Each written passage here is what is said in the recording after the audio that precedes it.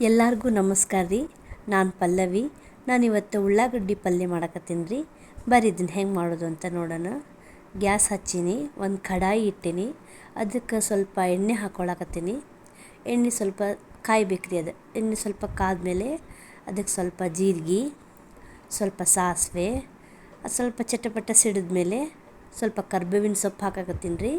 ಸ್ವಲ್ಪ ಕರ್ಬೇವಿನ ಸೊಪ್ಪು ಹಾಕಿ ಸಣ್ಣಗೆ ಉಳ್ಳಾಗಡ್ಡಿ ಹೆಚ್ಕೊಂಡು ಇಟ್ಕೊಂಡೀನಿ ರೀ, ಅದನ್ನು ಹಾಕಕತ್ತೀನಿ. ಸಣ್ಣಕ್ಕೆ ಉಳ್ಳಾಗಡ್ಡಿ ಹೆಚ್ಕೊಂಡು ಅದನ್ನು ಹಾಕ್ಕೊಂಡು ಕೈ ಆಡ್ಕೋಬೇಕ್ರಿ. ಅದು ಸ್ವಲ್ಪ ಮೆತ್ತಗಾಗಬೇಕು, ಆ ಥರ ಕೈ ಆಡ್ಕೋಬೇಕು. ಕೈ ಆಡ್ಕೊಂಡು ಈಗ ನೋಡಿರಿ ಸ್ವಲ್ಪ ಮೆತ್ತಗಾಗೈತೆ ಅದೀಗ.